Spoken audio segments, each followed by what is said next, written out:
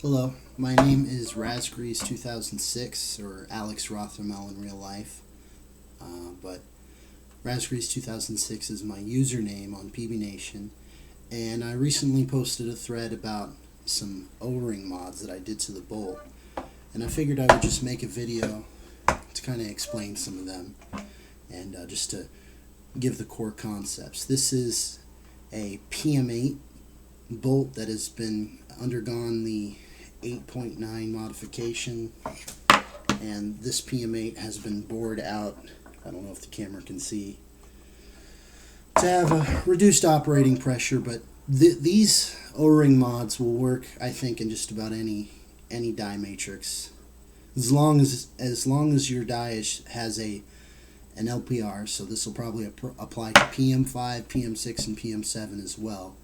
I think these concepts will help. But first thing, I'm going to take the back cap off. I'm just going to go from the rear to the front.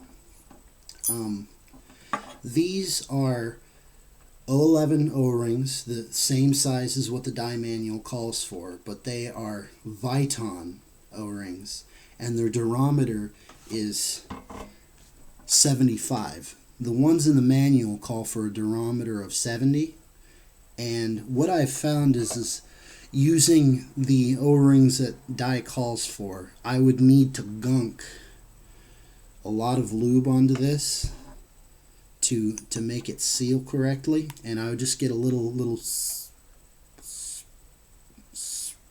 out of the back, just a smidge, and these O-rings have mitigated that. Now another thing I want to show is in the top hat I put a 017 HBNR O-ring. Hasn't really made much of a difference that I can tell. The biggest thing with HBNR O-rings is they cost about 10 times more than what a Buna O-ring is. So the quality standards are going to be a little higher, and I think the only thing that's special about the HBNR O-rings, other than Lux owners being, whoa, they're perfect O-rings, is I think it's just because they're more expensive, they're more likely to be to the specifications that they're supposed to. Anyway, so I'm going to try to zoom in try and just be closer on the camera. But if you notice, alright, this is from PM8 to all the way DM13. All the actual bolts themselves have been about the same. But if you look on this last section right here, and I don't know if it's going to show on the camera or not, but maybe you can just feel it. Here is a slightly less diameter than here. It gradually goes up. And the reason why they do that is because when it's forward, the air needs to go through and it doesn't need to seal right here. But when it's all the way back, this seal, which sits right here, needs to be completely sealed to prevent air from going from the dump chamber, which is over here, to throughout the rest of the bolt and creating problems. Now, what I have done to drastically reduce the LPR is I was cognizant of this extra material here, and dye does that just to make sure that it doesn't leak. This is a idiot-proof non-leak machining part right here, that little extra.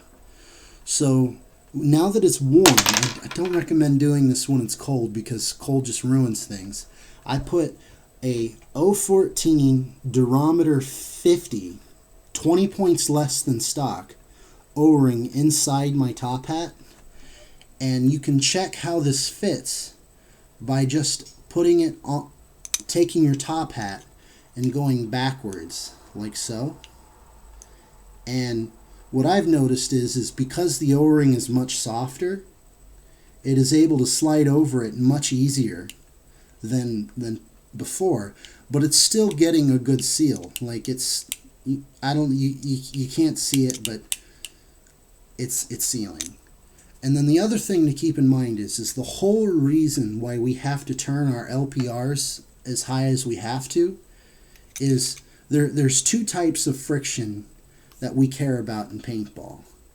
There's the initial breakaway, and then the rolling friction. See, if you look how I'm pulling this, it takes a lot more force to get it started, but once it starts going, it's nothing. So your whole LPR setting is just getting it from here to there, just getting it going. And having that lower durometer O-ring, that is the first seal that has to break in order for the shot to fire. So if you have, this is the main target for reducing your LPR. If you can just make that less, then the bolt will cycle forward much easier.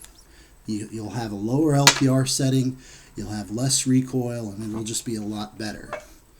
Alright, and then moving on, I know I said I'd go from rear to front, but because I need to take the beer can off, I'm going to talk about this one. This is also a 014 durometer 50 O-ring right here. And I wanted to do this primarily because when this paintball hits the paintball stack, the paintball kind of rolls over and goes like this onto the bolt. And having a softer O-ring there, I thought would help with any paint breakage, which because of how low I run my LPR and because of the low pressure that I'm shooting at, I can underbore when no one else can. I hardly ever have paint trouble, but it's always nice to be even softer on paint because sometimes you just get bad paint at tournaments and it just blends and anyway, bad days. And then, but the best thing, the thing that I like most about having this durometer 50 O-ring on the bolt tip right here is, I don't know if most of you know, you usually have to like and pry this O-ring off before you can pull off this beer can, or you have to go to really get it off. But because this O-ring is softer, you can just pull it apart. Still a little force required, but because the O-ring is so soft, it really doesn't take much force at all. So I've talked about that O-ring. Once again, another 017 HBNR O-ring on the inside. It's snake oil, if you ask me, just better specs. And then finally, these bumpers here, these are durometer 50 bumpers instead of durometer 70. And I've wrote about these in the forum before, but you need to keep in mind this front bumper, it's for making sure that there's not metal on metal contact when the bolt goes like that. Bam, bam, bam, bam, recoil. This is recoil right here when it stops. So having a softer bumper right here, now I don't know if you can see just how I'm depressing that. It makes it to where it just absorbs a little bit better. Now, people have been concerned about ball stack, and what I've found is it doesn't make a difference, and especially if your LPR is low. It does not make a difference in where the bolt sits because it doesn't move very much. But if you notice, because of how squishy those bumpers are, it moves just a little bit, just a tad. And I think that little bit of movement that was not there with the stock bumpers is going to be huge and just reducing that recoil just a tad. And it also, for some reason, it's just quieter, I think, because it's just absorbing more force. So, I don't know what your bolt sounds like when you go like this with it, but it's significantly less.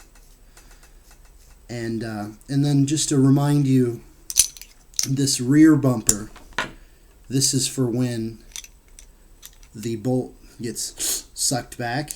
See, because you pull the trigger, the air goes on this side to push it forward, which means it hits this bumper.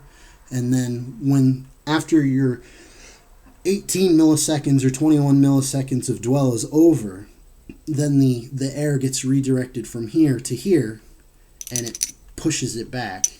So that bumper helps with that.